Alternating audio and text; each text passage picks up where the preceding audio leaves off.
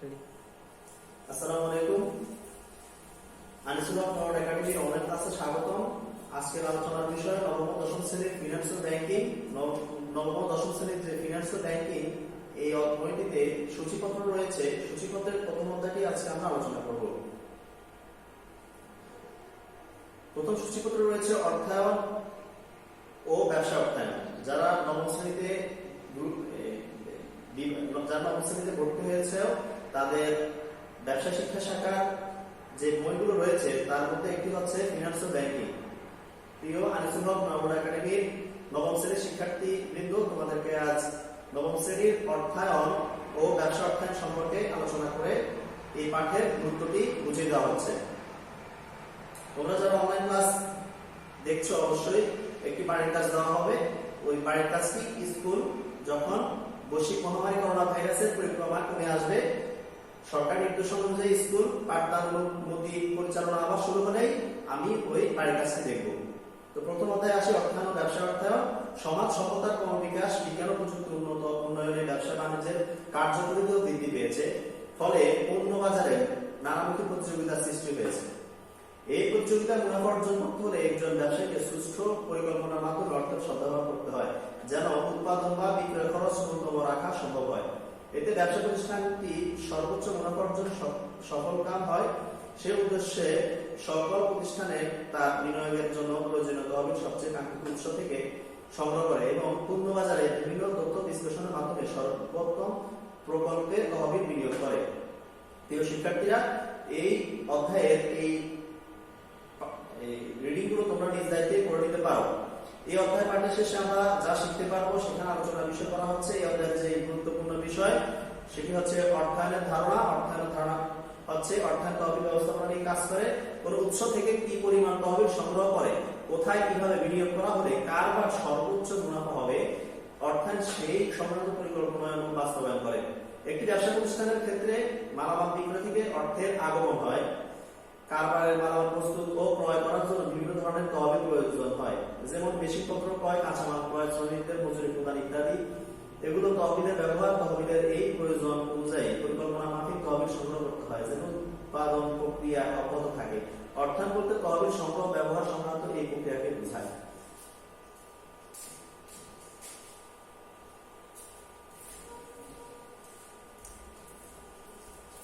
খুবই গুরুত্বপূর্ণ এই অধ্যায় রয়েছে অর্থায়নের শ্রেণী বিভাগ।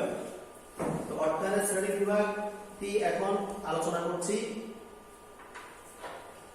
অর্থায়ন প্রক্রিয়া একটি ব্যবসায়িক প্রতিষ্ঠানের জন্য যেমন গুরুত্বপূর্ণ তেমন একটি অব্যবসায়িক প্রতিষ্ঠানের জন্য গুরুত্বপূর্ণ। এই প্রতিটি প্রতিষ্ঠানই এক একটি অর্থায়ন প্রক্রিয়ার সাথে জড়িত। বিভিন্ন প্রতিষ্ঠানের ক্ষেত্রে এই প্রক্রিয়া বিভিন্ন রূপ নেয়। এবার আমরা অর্থায়নের এই ধারণা একটি শ্রেণীবিভাগ আলোচনা করব। যদিও আমাদের পাঠ্যের মূল বিষয় কারবারি অর্থায়ন, কিন্তু এখানে আমরা অন্য কিছু প্রতিষ্ঠানের অর্থায়ন প্রক্রিয়ারও একটি সংক্ষিপ্ত ধারণা পাবো। প্রথমে দেখো, অর্থায়নের শ্রেণীবিভাগের প্রথমটি রয়েছে পারিবারিক অর্থায়ন। পারিবারিক অর্থায়নের ক্ষেত্রে পরিবারের আয়ের উৎস ও পরিমাণ নির্ধারণ করে। সেই আয় কিভাবে ব্যয় করলে পরিবারের সদস্যদের সর্বাঙ্গীন মঙ্গল হয় তা নির্ধারণ করা হয়। পরিবারের প্রয়োজনীয় অসংখ্য ব্যয়ের মধ্যে অগ্রাধিকার ভিত্তিতে অধিক গুরুত্বপূর্ণ ব্যয়গুলো পূরণ করা হয়। পরিবারের আয় যদি ব্যয়ের জন্য যথেষ্ট না হয়, তবে বিভিন্ন আত্মীয় স্বজন, পরিচিতি, ব্যক্তি, বন্ধু বান্ধব থেকে অর্থ ঋণ হিসেবে নেওয়া যায়। নিয়মিত আয়ের সাথে সংযুক্তি রেখে নিয়মিত ব্যয় সমূহ নির্ধারণ করা হয়। স্থায়ী সম্পদ যেমন টিভি, ফ্রিজ, গাড়ি, গৃহ নির্মাণের জন্য প্রয়োজনীয় অর্থ ব্যাংক থেকে ঋণ নেওয়া যায়, কিন্তু সংগৃহীত তহবিল সীমাবদ্ধ বলে এর উপযুক্ত ব্যবহার প্রয়োজন। যদি পরিবারের সংগৃহীত তহবিল প্রয়োজনীয় ব্যয়ের তুলনায় বেশি হয়, তবে সেটা ভবিষ্যৎ ব্যবহারের জন্য সঞ্চয় করা হয়। প্রিয় শিক্ষার্থী, কিন্তু আমি যদি এখন এখানে প্রশ্ন করি যে পারিবারিক অর্থায়ন কাকে বলে, তোমরা অবশ্যই প্রশ্ন হলো যে পারিবারিক অর্থায়ন কাকে বলে। পারিবারিক অর্থায়নের সংজ্ঞাটি তোমরা স্কুলে আমাকে এসে দেখাতে হবে। বাড়ির কাজ হলো পারিবারিক অর্থায়ন কাকে বলে এবং পারিবারিক অর্থায়নের মধ্যে কারা সীমাবদ্ধ। এখানে বলা হচ্ছে পারিবারিক অর্থায়নের মধ্যে বিভিন্ন আত্মীয় স্বজন, পরিচিতি, ব্যক্তি, বন্ধু বান্ধব থেকে অর্থ ঋণ হিসেবে নেওয়া হয়। গুরুত্বপূর্ণ প্রশ্ন হলো তোমাদের কাছে পারিবারিক অর্থায়ন বলতে কি বুঝো, বা সংক্ষিপ্ত প্রশ্ন জ্ঞানমূলক পারিবারিক অর্থায়ন কাকে বলে। অর্থায়নের শ্রেণীবিভাগের দ্বিতীয়তে রয়েছে সরকারি অর্থায়ন। প্রতিটি সরকারের অর্থ ব্যবস্থাপনা আছে। একটি সরকারের প্রেক্ষাপটে তার বার্ষিক ব্যয় কোন কোন খাতে কি পরিমাণে হবে এবং সেই অর্থ কোন কোন উৎস থেকে সংগ্রহ করা যাবে তা সরকারি অর্থায়নে আলোচনা করা হয়। তাহলে প্রিয় শিক্ষার্থীবৃন্দ, আমি যদি এখন বলি সরকারি অর্থায়ন কাকে বলে বা সরকারি অর্থায়নের আয়ের উৎস কি, তো সামনে আসছি সরকারি অর্থায়ন কাকে বলে সেটি স্পষ্ট করার জন্য। সরকারকে দেশের সার্বিক উন্নয়নে অনেক খাতসমূহ অর্থ ব্যয় করতে হয়, যেমন রাস্তাঘাট, সেতু, সরকারি শিক্ষা প্রতিষ্ঠান, সরকারি হাসপাতাল, আইন শৃঙ্খলা ও প্রতিরক্ষা, সামাজিক অবকাঠামো ইত্যাদি। এই ব্যয় নির্বাহের জন্য সরকার বিভিন্ন উৎস হতে অর্থ সংগ্রহ করতে হয়, যেমন আয়কর। আমরা অবশ্যই জানি আয়কর বা মূল্য সংযোগ বা মূসক বলতে থাকি মূল্য সংযোজন কর। মূল্য সংযোজন কর মানে মূসক। মূসকের যদি এই মূল্য সংযোগ কর, মূল্য সংযোগকে আমরা বলি মূসক, সংক্ষিপ্ত একটা রূপ মূসক বলে থাকি। মূসক মানে মূল্য সংযোজন কর।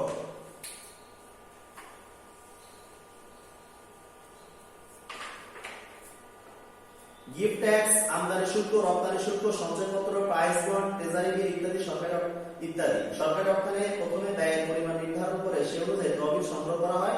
সরকারি অর্থায়নের মূল লক্ষ্য সমাজ কল্যাণ। অর্থাৎ যদি এমসিকিউতে প্রশ্ন থাকে যে সরকারি অর্থায়নের মূল লক্ষ্য কি, গুরুত্বপূর্ণ, সরকারি অর্থায়নের মূল লক্ষ্য কি, তাহলে তোমরা অবশ্যই বলবে সমাজ কল্যাণ। সমাজ কল্যাণ, সরকারি অর্থায়নের মূল লক্ষ্য কি, সমাজ কল্যাণ। এই জিনিসটা এটাই। সরকারি অর্থায়ন সাধারণত অলাভজনক হয়। সরকারি অর্থায়নের ব্যয় আয় অপেক্ষা বেশি হতে পারে। সরকারি মালিকানার বেশি কিছু ব্যবসা প্রতিষ্ঠান থাকে যা অপেক্ষাকৃত লাভজনক, যেমন বিসিআইসি এর অধীনে রাসায়নিক শিল্প প্রতিষ্ঠানগুলো। তাহলে রাসায়নিক শিল্প প্রতিষ্ঠানগুলো কিসের অধীনে, প্রশ্ন রইল। আবার বঙ্গবন্ধু সেতুর মতো বড় প্রকল্প বাস্তবায়নে প্রচুর অর্থের প্রয়োজন হয়। যদি সরকারের বাজেট হতে সম্পূর্ণ অর্থের সংস্থা করতে হয়, অনেক সময় সরকারের সামাজিক ও রাষ্ট্রীয় নিরাপত্তাজনিত ব্যয়ের জন্য অর্থের সংকট সৃষ্টি হতে পারে। ফলে অনেক সময় সরকার বিভিন্ন উৎস থেকে বৈদেশিক ঋণ গ্রহণ করে, যেমন এডিবি, এশিয়ান ডেভেলপমেন্ট ব্যাংক, বিশ্বব্যাংক। বিশ্বব্যাংক কি, এশিয়ান ডেভেলপমেন্ট ব্যাংক, এডিবি এর পূর্ণরূপ কি? প্রশ্ন হলো তোমাদের কাছে, এগুলো অবশ্যই তোমরা নোট করে রাখবে এবং স্কুল খুললে অবশ্যই এগুলো আমাকে হ্যান্ডআউট দেখাবে। আইডিবি, ইসলামী ডেভেলপিং ব্যাংক ইত্যাদি। তবে ঋণ প্রদানের সময় এসব প্রতিষ্ঠান বিভিন্ন শর্ত জুড়ে দেয়, যা দেশের উন্নয়ন ও ভাবমূর্তি সংরক্ষণের সাথে সামঞ্জস্যপূর্ণ না হতে পারে। এই পরিস্থিতি বিবেচনায় সরকার অন্য উৎস থেকে অর্থের সংস্থান করতে চায়। বর্তমান বিশ্বব্যাপী এবং আমাদের দেশে সরকারি ও বেসরকারি সহযোগিতার মাধ্যমে বৃহৎ প্রকল্পগুলোর অর্থায়ন করা হয়ে থাকে।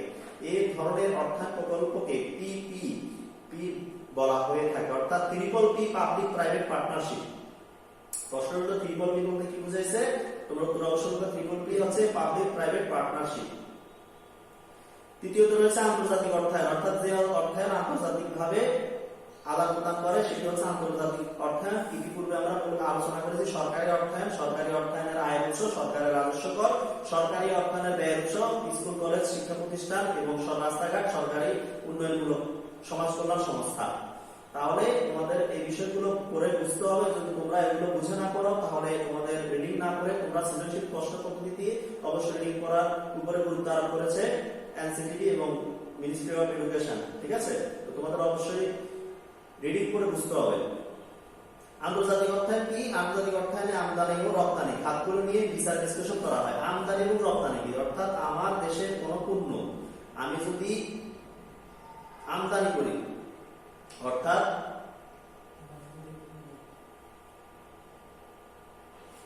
আন্তর্জাতিক অর্থায়নে আমদানি ও রপ্তানি খাতগুলো নিয়ে বিচার বিশ্লেষণ করা হয়। বাংলাদেশের প্রধানত আমদানি নির্ভর দেশ। বাংলাদেশ প্রধানত আমদানি নির্ভর দেশ, অর্থাৎ আমার দেশে যখন অন্য দেশ থেকে কোনো পণ্য দ্রব্য নিয়ে আসে তখন সেটিকে আমরা আমদানি বলি। যেমন আমাদের দেশে আমরা বিভিন্ন ধরনের পণ্য দ্রব্যের সংকট দেখা যায়, যেমন ঘ্যাস দেখা যায়, পরে দেখা গেছে এলজিবি ঘ্যাস আছে, বিভিন্ন ধরনের মোবাইল টেকনোলজিক্যাল বিষয়গুলো আমাদের দেশে আমরা অন্য দেশ থেকে আমদানি করে থাকি। এই আমদানি আমাদের দেশে যখন বহির্বিশ্ব থেকে যখন বাংলাদেশে কোনো পণ্য ক্রয় করা হয় সেটিকে আমদানি বলা হয়। রপ্তানি খাত কি? রপ্তানি হচ্ছে আমার দেশ থেকে যখন পণ্য উৎপাদন করে অন্য একটি দেশে যখন পণ্যটি আমি বিক্রয় করি সেটি হচ্ছে রপ্তানি। আর পণ্য রপ্তানি বলতে বোঝানো হয়েছে আমার দেশের পণ্য দ্বিতীয় একটি দেশে বিক্রয় করা হয়েছে, এই দ্বিতীয় দেশটি আরেকটি তৃতীয় দেশের কাছে পণ্যটি বিক্রয় করাকে পণ্য রপ্তানি বলা হয়। তো তোমাদের এই বিষয়গুলো অবশ্যই বুঝে করতে হবে। দেখো, বাংলাদেশ প্রধানত আমদানি নির্ভর দেশ। প্রতি বছর বিপুল পরিমাণে খাদ্য সামগ্রী, কাঁচামাল, মেশিনারি, ঔষধ পেট্রোলিয়াম ইত্যাদি বিভিন্ন দেশ থেকে আমদানি করা হয়। অপরপক্ষে বাংলাদেশ থেকে পাট ও পাটজাত দ্রব্য, তৈরি পোশাক, কৃষিজাত দ্রব্য ইত্যাদি রপ্তানি করা হচ্ছে। যেমন আমাদের গার্মেন্টস থেকে আমরা কিন্তু বৈদেশিক মুদ্রা অর্জন করে আসছি এই গার্মেন্টস শিল্পকে ব্যবহার করে, এবং গার্মেন্টস শিল্পকে মাধ্যমে আমরা পোশাক রপ্তানি করে আসছি। এই ঘাটতি পূরণে প্রবাসী বাংলাদেশের পাঠানো অর্থ বা রেমিটেন্স বিশেষ ভূমিকা রাখে। আন্তর্জাতিক অর্থায়নে আমদানি ও রপ্তানি খাতসমূহ নিয়ে আলোচনা করা হয় এবং এ সংক্রান্ত ঘাটতি কিভাবে ব্যবস্থাপনা করা হয় তা আলোচনা করা হয়। তো প্রিয় শিক্ষার্থী, আন্তর্জাতিক অর্থায়ন কাকে বলে, আন্তর্জাতিক অর্থায়নের দিক নির্দেশনা কি কি, আমদানি কাকে বলে, রপ্তানি কাকে বলে, পূর্ণ রপ্তানি কাকে বলে, এই বিষয়গুলো তোমরা নোট করো। এগুলো আমি তোমাদের হ্যান্ড নোট দেখবো ইনশাআল্লাহ অবশ্যই। হ্যাঁ, এবং এরপরে আছে অব্যবসায়িক প্রতিষ্ঠানের অর্থ সংস্থান। অব্যবসায়িক প্রতিষ্ঠানের অর্থ সংস্থান বলতে যা বোঝায় যে তোমাদের যে প্রতিষ্ঠান মুনাফা অর্জনের জন্য বা মুনাফা অর্জনের উদ্দেশ্যে নির্মাণ করা হয়নি সেটি হচ্ছে অব্যবসায়িক প্রতিষ্ঠান। যেমন এতিমখানা, এতিমখানা একটি মুনাফা অর্জনের উদ্দেশ্যে কিন্তু প্রতিষ্ঠানটি দেওয়া হয়নি। এরপরে মসজিদ, মসজিদ এটি একটি অমুনাফাভোগী প্রতিষ্ঠান। সমাজে এমন কিছু প্রতিষ্ঠান বা সংস্থা থাকে যা মানব কল্যাণে বা দরিদ্র বঞ্চিত মানুষের সেবা নিয়োজিত। এ ধরনের প্রতিষ্ঠান পরিচালনার জন্য অর্থ বা অর্থের সমতুল্য পণ্য বা সেবার প্রয়োজন আছে এবং সেই অর্থের দক্ষ ব্যবস্থাপনার প্রয়োজন আছে। এই ক্ষেত্রে অর্থায়ন যে ভূমিকা রাখে তা হচ্ছে অর্থ সমতুল্য সম্পদ সংগ্রহের উৎস চিহ্নিতকরণ এবং তার সুষ্ঠু ব্যবহারের মাধ্যমে প্রতিষ্ঠানটির সেবামূলক উদ্দেশ্যকে সফল করা। তো প্রিয় শিক্ষার্থী, অবশ্যই মনে রাখতে হবে অবশ্যই প্রতিষ্ঠানের অর্থ সংস্থান কি, যে প্রতিষ্ঠানটি মুনাফা অর্জন উদ্দেশ্য দেওয়া হয়নি সেটি হচ্ছে অবশ্যই প্রতিষ্ঠান। ব্যবসা অর্থায়ন, অর্থায়নের সবচেয়ে গুরুত্বপূর্ণ ধারণা হচ্ছে ব্যবসা অর্থায়ন বা বিজনেস ফাইন্যান্স। মুনাফা অর্জনের উদ্দেশ্যে লাভ ক্ষতির ঝুঁকি নিয়ে গঠিত সংগঠনকে ব্যবসা প্রতিষ্ঠান বলা হয়। ফলে ব্যবসা প্রতিষ্ঠান তার তহবিল সংগ্রহ বিনিয়োগের জন্য যে অর্থায়ন প্রক্রিয়া ব্যবহার করে সেটি ব্যবসা অর্থায়ন। কারবারি প্রতিষ্ঠানগুলোকে 3 ভাগে ভাগ করা হয়। তাহলে কারবারি প্রতিষ্ঠানকে কয় ভাগে ভাগ করা হয়? প্রিয় শিক্ষার্থী, তোমাদের কাছে প্রশ্ন রইল, আমি আমার প্রশ্নগুলো লাইভ রেকর্ড করতেছি। আমি প্রশ্নগুলো তোমাদের থেকে কিন্তু অবশ্যই শ্রেণীকক্ষে পাঠদান যদি বৈশ্বিক মহামারী থেকে আমরা পরিত্রাণ পেয়ে যাই বা পাঠদান অনুমতি আবার আসে, তাহলে শ্রেণীকক্ষে কিন্তু এই প্রশ্নগুলো নিয়ে আবার আমরা আলোচনা করবো এবং তোমাদের থেকে এই প্রশ্নগুলোর উত্তর অবশ্যই যেন খাতায় লিখতে পাই সেই অনুরোধটুকু রাখবো অবশ্যই। তাহলে দেখো যে কারবারি প্রতিষ্ঠানগুলো 3 ভাগে ভাগ করা হয়। প্রথম হচ্ছে যে এক মালিকানা কারবার, এরপর হচ্ছে অংশীদারি কারবার ও যৌথ মূলধনী কারবার। এই 3 প্রকার প্রতিষ্ঠানের অর্থায়নের সাধারণ বৈশিষ্ট্য হলো বিনিয়োগের জন্য অর্থ সংগ্রহ ও অর্থ ব্যবস্থাপনা। অর্থ সংগ্রহের ক্ষেত্রে স্বীয় মূলধন ও ঋণ উৎস হিসেবে ব্যবহৃত হয়। ব্যবসা অর্থায়নই এই পাঠের মূল বিষয়। বাংলাদেশের সবচেয়ে জনপ্রিয় কারবারি প্রতিষ্ঠান সাধারণ ছোট প্রতিষ্ঠান যা এক মালিকানা বা অংশীদারি কারবার হিসেবে গঠিত। বিভিন্ন ক্ষুদ্র কুটির শিল্প, গ্রামগঞ্জে হোটেল ও রেস্টুরেন্ট ব্যবসা, মুদি দোকান, সেলুন, বুটিক শপ ইত্যাদি এই ধরনের ব্যবসা প্রতিষ্ঠান।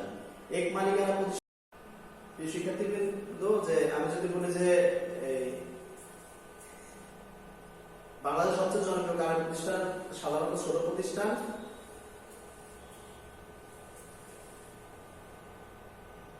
এক মালিকানা প্রতিষ্ঠানে লাভ হলে মালিক একা ভোগ করে। কোন প্রতিষ্ঠান একা ভোগ করে?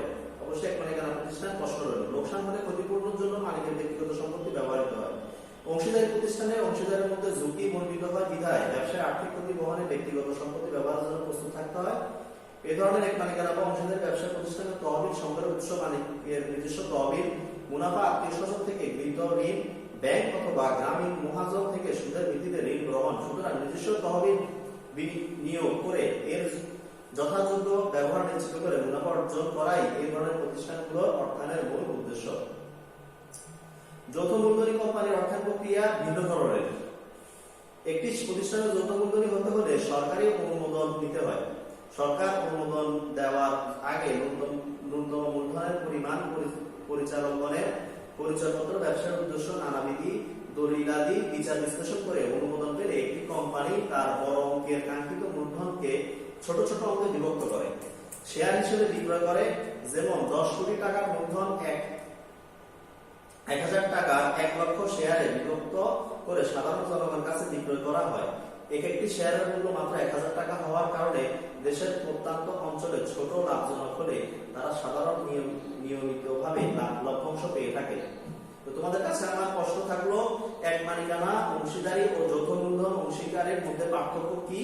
এটি তোমরা অবশ্যই বাড়ির কাজ রইল তোমাদের কাছে, তোমরা অবশ্যই বাড়ির কাজটি করে রাখবে।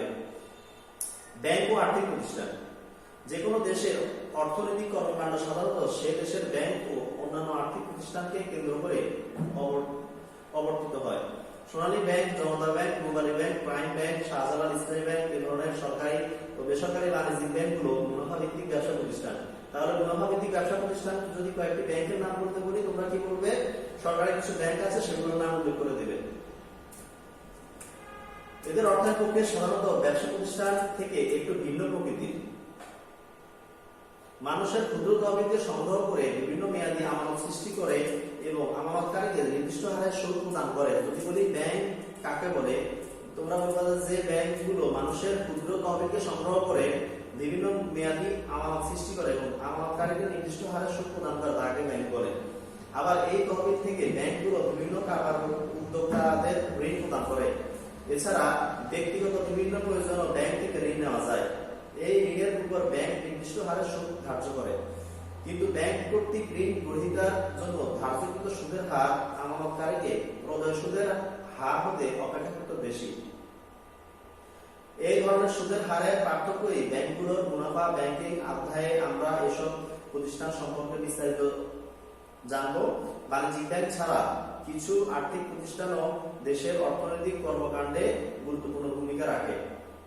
বাংলাদেশ প্রেক্ষাপটে এমন কিছু প্রতিষ্ঠান উদাহরণ হলো investment corporation of Bangladesh ICB, Bangladesh গৃহ নির্মাণ অর্থায়ন সংস্থা, বাংলাদেশ কৃষি ব্যাংক ইত্যাদি। এই আর্থিক প্রতিষ্ঠানগুলো বাংলাদেশের অর্থনীতির ভিন্ন ভিন্ন খাতের উন্নয়নে সবিশেষ ভূমিকা পালন করে। শিক্ষার্থীবৃন্দ, তোমাদেরকে যদি প্রশ্ন করে রাখি যে কয়েকটি সরকারি ব্যাংকের নাম বলো, তোমরা অবশ্যই সরকারি ব্যাংকগুলোর নাম জানো। তোমাদের কাছে প্রশ্ন হলো সরকারি ব্যাংক এবং বাণিজ্যিক ব্যাংকের মধ্যে পার্থক্য কি? কারবারি অর্থায়নের গুরুত্ব।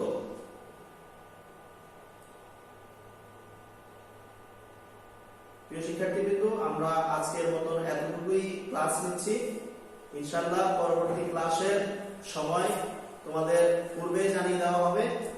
তোমাদের বাড়ির কাজ যা যা বলেছি অবশ্যই বাড়ির কাজগুলো তোমরা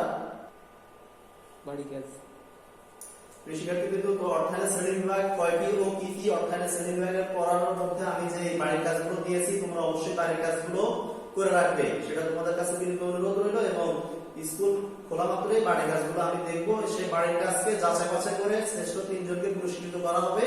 তোমরা যারা ঘরে বসে শিক্ষা কার্যক্রম পাঠদান নিচ্ছ এবং যথারীতি শিক্ষকদের সাথে যোগাযোগ রাখছো, তোমাদের একমাত্র তোমাদেরকে ঘরে বসে পাঠদানের যে সুবর্ণ সুযোগ এখন তথ্য যোগাযোগ প্রযুক্তির মাধ্যমে নেওয়া হচ্ছে, সেটি কিন্তু একটি অনন্য প্রক্রিয়া। তো তোমাদের এই সুযোগটি আশা করি তোমরা কাজে লাগাবে এবং অযথা সময় পার না করে স্যাররা কি নির্দেশনা দিচ্ছে পিতামাতার কথা অবশ্যই শুনবে, মাস্ক পরিধান করবে, সে আশা ব্যক্ত রেখে তোমাদের সুস্থতা এবং দীর্ঘায়ু কামনা করছি। আল্লাহ হাফেজ।